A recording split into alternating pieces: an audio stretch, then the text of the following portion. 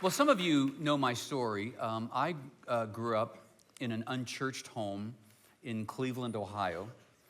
And at the age of 14, a neighbor that worked with my father 2 doors down invited me and my younger sister to church.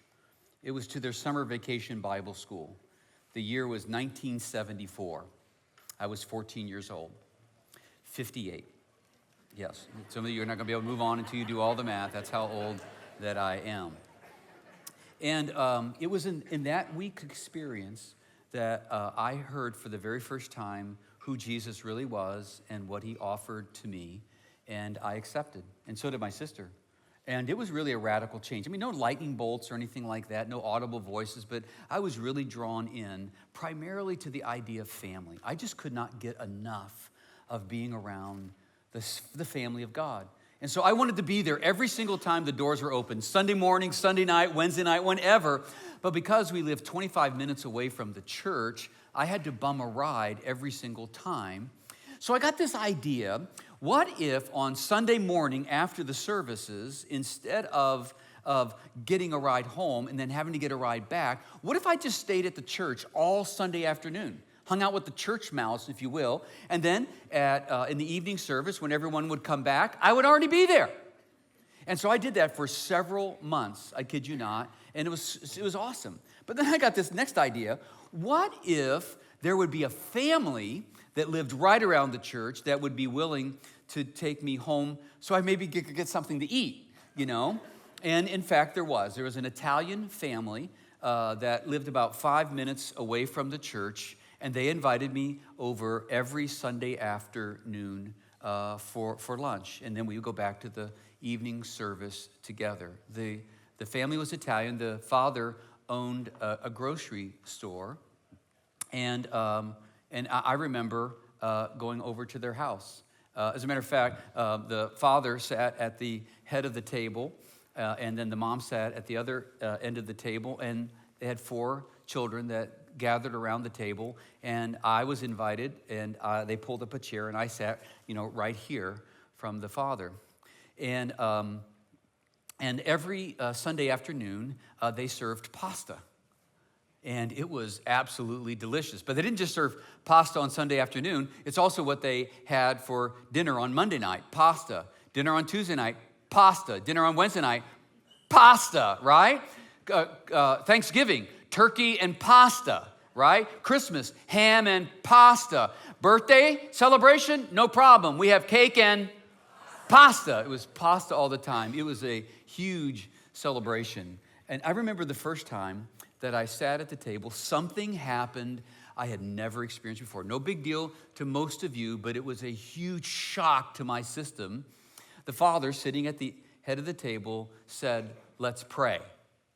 He was about to say grace, we call it, right? I had never experienced that in my life. I didn't know what to do, so I just mimicked what everyone else did. They held their hands like this, bowed their head, and they closed their eyes. And this Italian grocer said, "Dear God, thank you for my family and all of your blessings to us. Thank you for the food on the table which you have provided for us." And at this point, I could stand it no more. I had to peek. Because there was something illogical to me about the content of this prayer. He was thanking Jesus for providing the food. Now, he owns a grocery store, right? He owns all of the food, and this was such a different experience growing up in my family.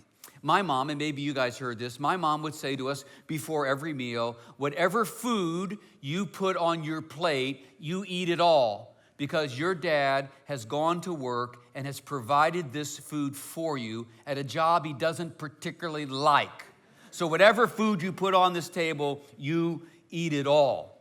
But this guy who owns a grocery store is thanking Jesus for providing the food. And so I looked around to see if anyone else in the family had a problem with this. And they all had their eyes closed and their head bowed. And I noticed they all had a smile on their face. It was very clear that they loved gathering around the table, particularly on Sunday afternoon when their dad could be there. They adored their dad. And I remember in that moment, as though it were yesterday, when in fact it was 44 years ago, I turned and I looked at that man and I said my own prayer. I said, dear God, if I never get to experience this with my family as a kid, I pray that one day you will bless me with a wife and kids of my own so that I could be just like that guy. That was my prayer. And you see, what I didn't know then that I know now is that when that father thanked Jesus for the food and honored Jesus, what he was doing was extending an invitation for Jesus to join the table. This is a biblical principle found in Matthew chapter 18 and verse 18. Maybe you've seen it before. Now look at it with the table experience. Where two or more are gathered together in my name, Jesus said, there I am with them. When he gave this honor to Jesus, he invited Jesus to come and be at the table with us. And what I have discovered over 30 years of ministry, whenever Jesus shows up anywhere, everybody in striking distance of the presence of Jesus is going to be impacted. Well, I felt the best way to achieve this vision would be to marry his oldest daughter. And I did. We got married, and we, by God's grace, have had 4 children of our own. Here's a picture of me standing next to Mr. Al Batanti, Roseanne's dad. He just turned 91 years old, and to this day, I kid you not, he remains a hero of mine and a spiritual mentor. We got married, but the reality is no one had ever taught me of the dynamic experience that he had shown to his family, and I lost my way. And really, to be honest with you, just being straight up, I didn't lead my family very well. We were super, super busy. Undergraduate school, graduate school, paying for the bills, getting things done, and then we started having children. And by the time our children hit the age of 4, we started getting them involved in all kinds of sports activities, and the wheel just got faster and faster and faster and faster and out of control. Now, fast forward 15 years of being married and being a pastor. We were running faster than you could possibly imagine. And as I shared with you last week in the message, if you were here, if not, I'd encourage you to go back and listen to it.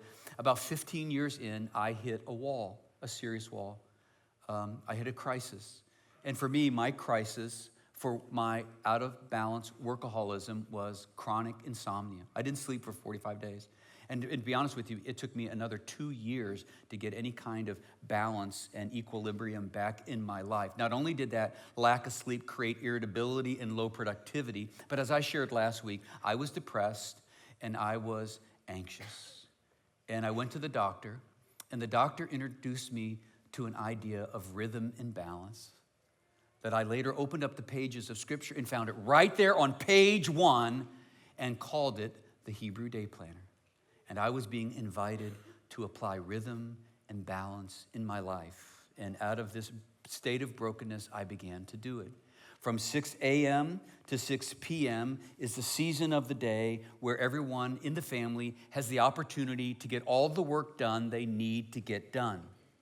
And then at 6 p.m. to 10 p.m., actually the first part of the day, because the Hebrew day begins at 6 p.m. the day before, and whatever is first is the most important part of the day. At 6 p.m. to 10 p.m., we put our work down for the rest of the day, and we enter into a season of relationship with our family and with the people that God has sovereignly placed around us. And then at 10 o'clock, give or take 15 minutes, it's important, we would go to bed, and with God's grace, we would experience maybe upwards to 8 hours of sleep a night.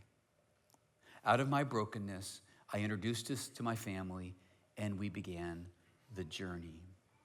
We began the journey together. Now, let me ask you a question. What does a classic workaholic do when instantaneously, overnight, he creates margin in his life? Instantaneously, I have now got 4 hours of available time every single day. What does a guy like me do? The answer? Easy. come back to the table. Come back to the table. In the Italian language, the word is convivium. And the word convivium in Italian means the feast. The feast. We are not about shoving food in our mouth for the purpose of refueling us for our work. That's not what we were created for. The word is feast, and it involves feasting on good food that makes you healthy and feasting on good conversation that is good for your soul. You feast on good food, it'll make you healthy. I also lost about 15 pounds in the first month. And then feasting on good conversation that enriches the soul. In Italy, they have restaurants to this day where they literally advertise them as a slow food movement restaurant. Slow food movement restaurant. We traded our fast food for slow food. If you are in a hurry, you've come to the wrong place. Not only is that true of an Italian restaurant, but it's true now of the Frazee household. We were in no hurry. We had nowhere else to be. We had finally reached God's intended destination for us in that given day. Time to soak it in. When this happened, our 4 children, Jennifer was 13 years old, David was 10, Stephen was 8, and Austin was 5. And I say that because we haven't done our family perfectly. We didn't even start pursuing this until our daughter was a teenager. And I just say that all to you as you hear what I'm about to share. This is not about perfection. This is not about guilt. This is about whenever you discover anything in the rhythms and patterns and principles of God, you just start applying it at the moment that you're introduced to it, and God will shower his grace upon you. Here's a picture of our kids at the time we started doing this, and there's our little beagle dog as well, named Lady. And what I want to do is I want to reenact the dinner experience for you. If you would like, I'd like to give you sort of a peek into the dining room of the Frazees and how we did dinner and continue to do dinner when we're together as a family, if you'd like to see it. Would you like me to reenact it? Would you like that? Okay, so I'm going to reenact it, and I thought the best way to do that would be have all 4 of my kids fly in and do it with me. Would that be cool? All right, welcome the Frazee family to Westside Family Church. Come on out, guys.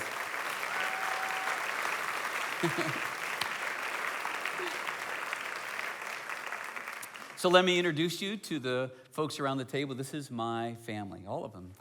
First of all, oldest is our daughter Jennifer, and she used to live here for about a year, and she has now moved back with her husband and our 2 grandkids to San Antonio. We're sad about that, but we know God's got a plan for them.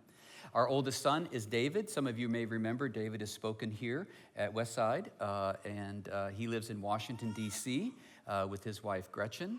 And then we have next Stephen is our son Stephen and his younger brother Austin from Dallas, Texas. They are both single, and we are taking applications. Did you want to say something, son? Yeah, do I get to respond to that? Or yeah, you do. So what we're going to do is we're going to reenact the table for you by letting our kids share their story. Before I do, I also want to introduce you to Roseanne, if you've not met my wife, Roseanne.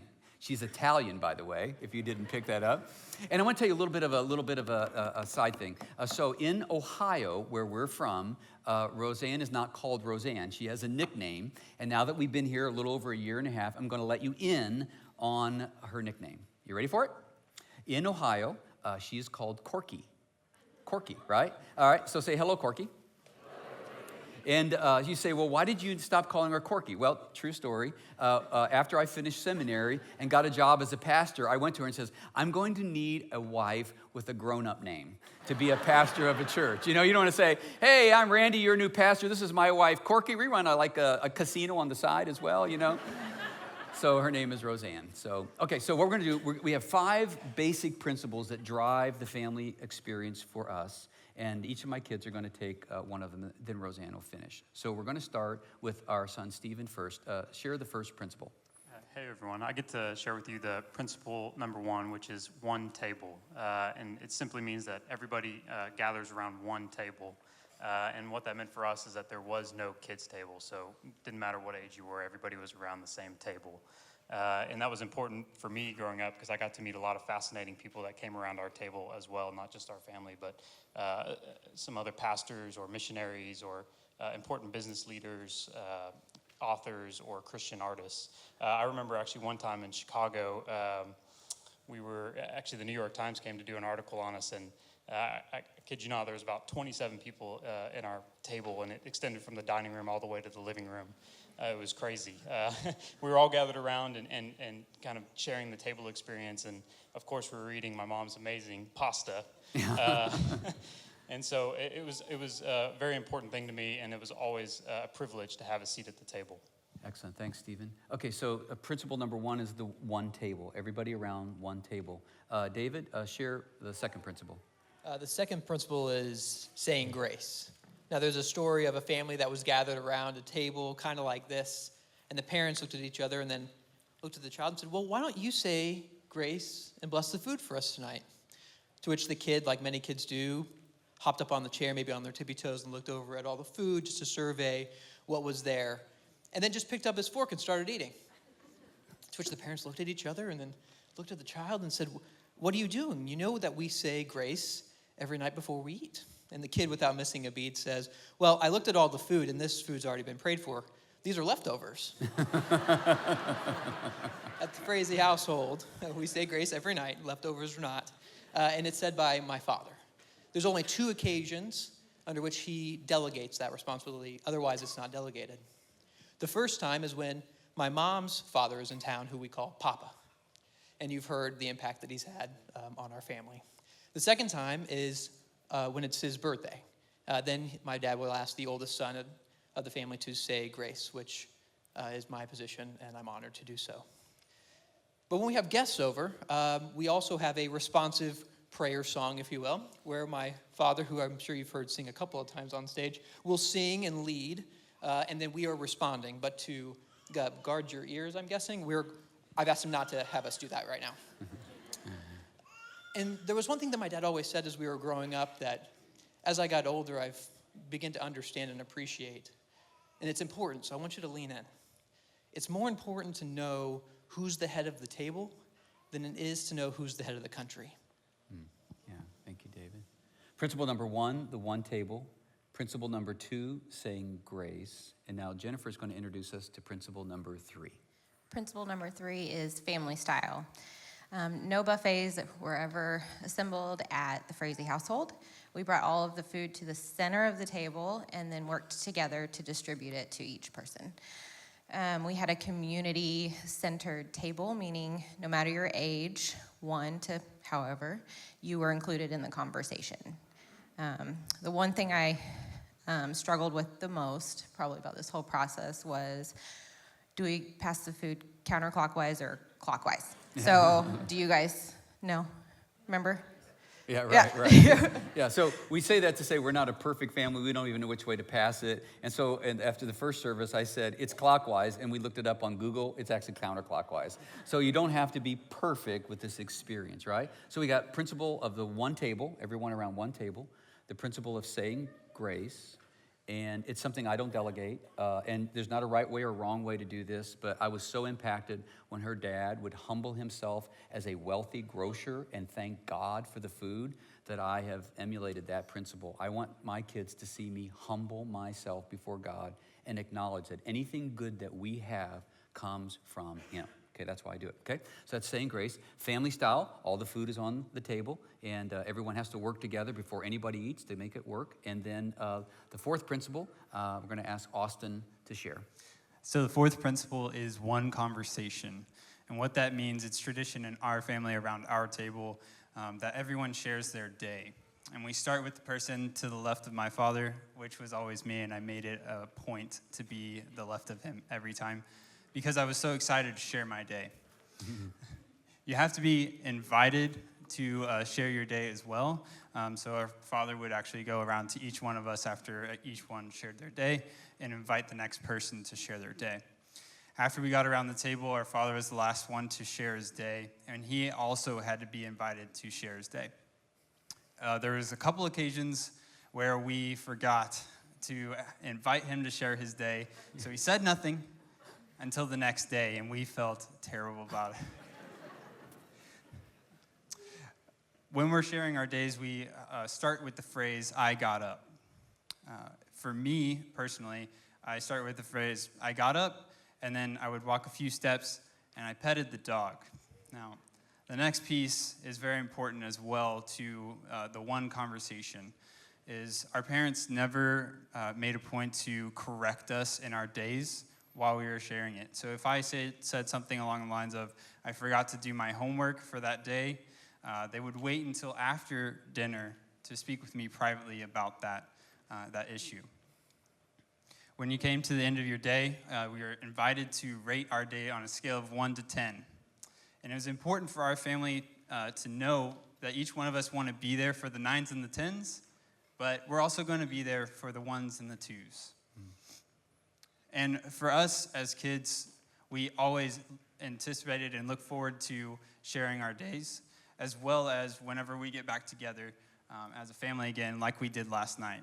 And it was a blast. Yeah. So we cooked steaks, and we added some pasta to it, and we gathered. We had another guest over, and our typical dinner is an hour and a half to 2.5 hours. So last night was more of the 2.5 hour dinner. We got finished around 9:30, and you can imagine with all the food and all the laughter and all the sharing of days that there was a big mess at the end of the day. And so Roseanne is going to share with you the final principle that governed the Frazee table. Before I share with you the final principle, I'm going to piggyback off of what Austin said. One day when he was 5, the carpool after kindergarten dropped him off at the house, and I was in the kitchen. And as he came through the kitchen, I said, "Hey, Austin, how was your day?" And he literally turned around and said, "I can't tell you. I'm saving it for dinner." Yeah. So it was a big deal to him. Principle number 5, those of you who have dish duty after the dinner, and those of you who've ever thrown a dinner party, and everyone goes home and you have all of the dishes to clean up, you're going to love this principle. The 5th principle is the festival of cleanup. And we call it that because we try to make it into a party. Everyone has a job, and everybody pitches in, and we do it together. If you are not invited into the festival of cleanup, it's because you're a guest at our table, and maybe it's your first time with us. But after a while, you'll be invited into the festival of cleanup with us, and that's kind of good because now we think of you as family.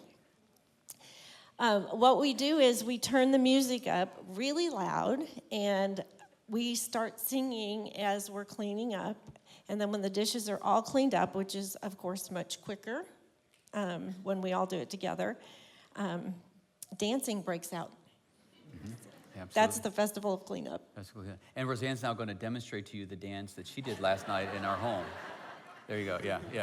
I need music. It was not so stiff as it was. Last night she was much looser and just kind of gone. Hey, would you give it up for my family for coming and giving you a peek into the Frazee household?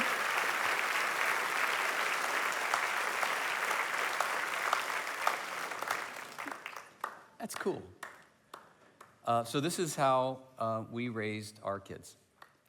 And I say to you again, it was not perfect because we didn't even start till my daughter was 13 years old. And I say that because some of you might like what you see. You might sense even the spiritual nature of this and feel like, oh man, I've blown it, you know? And again, I remind you of the principle. Whenever you hear God's principle for the first time, you just start with where you're at, and God will take over the rest, okay? We didn't do it perfectly, and we didn't start at the optimal time. But I will tell you the truth, and you can ask any of my kids. This is the single greatest decision that we have made as a family. And it has formed the legacy for my kids and for my family, and even a spiritual foundation. I remember when our daughter went off to college, she's the oldest, And, we were down one baked potato at dinner at night, It's kind of sad when you start buying less baked potatoes. You're down just to two. We're now a 2 baked potato family because Roseanne and I are empty nest. And she went away to college. And when she went to college, she just began to meet some new people and kind of share her life. And she just thought everyone did what we did. And she would call back and says, Dad, I've got these friends, and they want to come home with me. And they want to do dinner with us.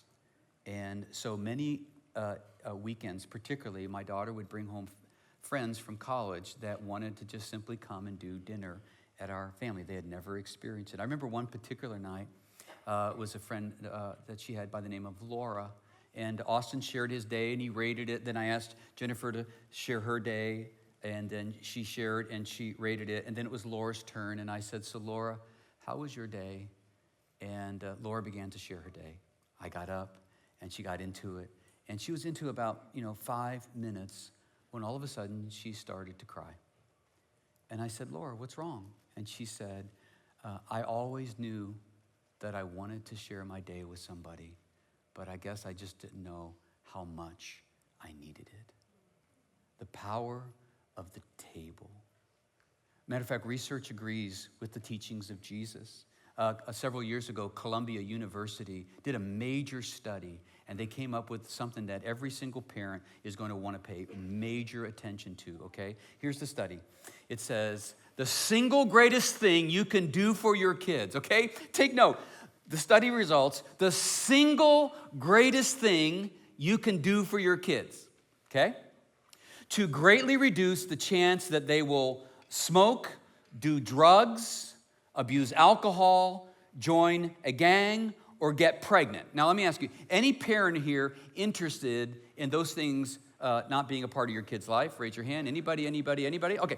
The single greatest thing that you can do to reduce the chance that these harmful things will happen to your kid, the single greatest thing that you can do to minimize these things happening in your kid's life is to have dinner together as a family 5 nights a week.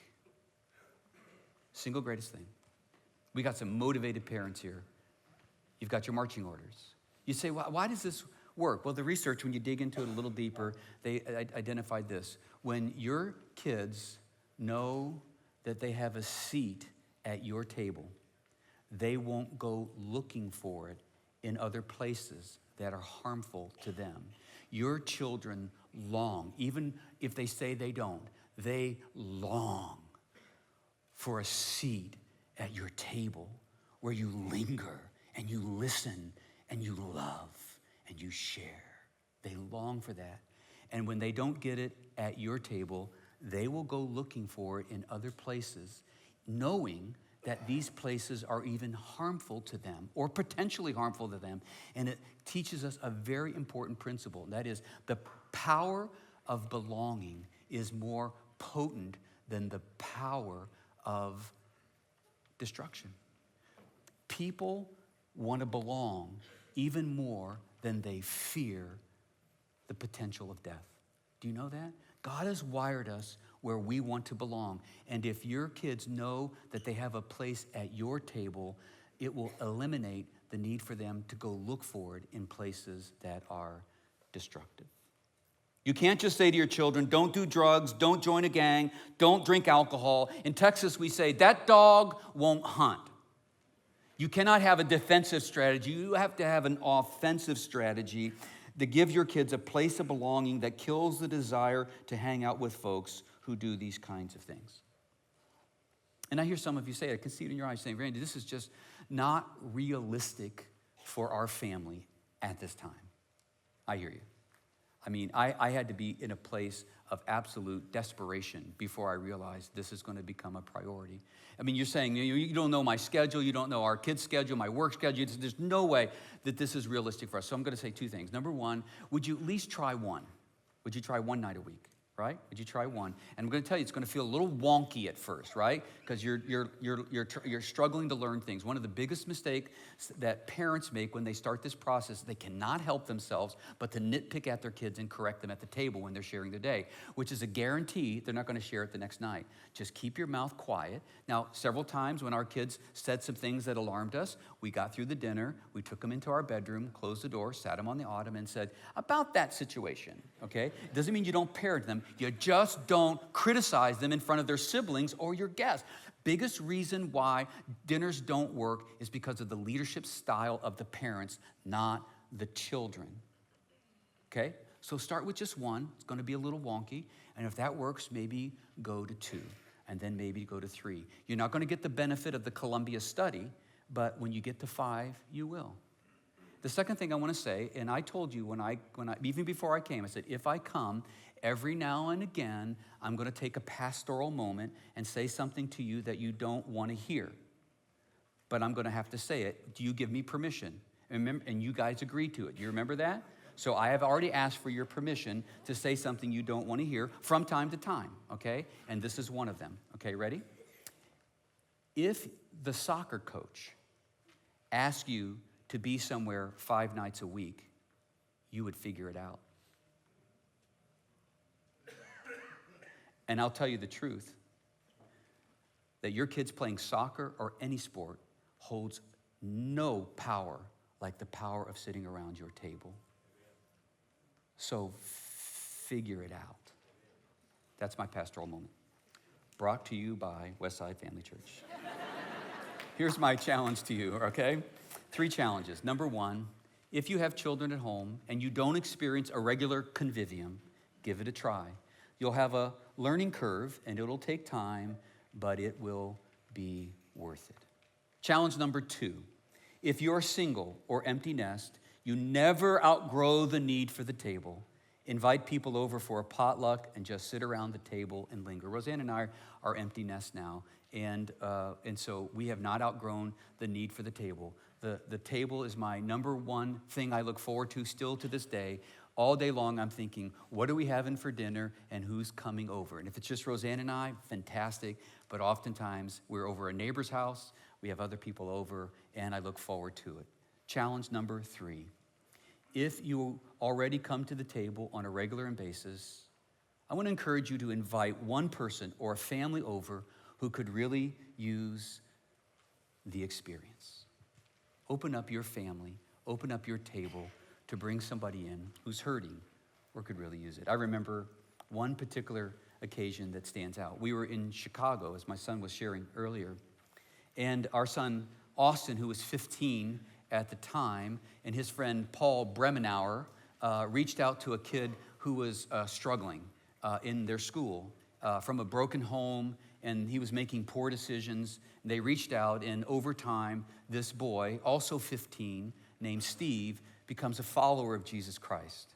And Austin decides to invite him to our table, which our table is always open.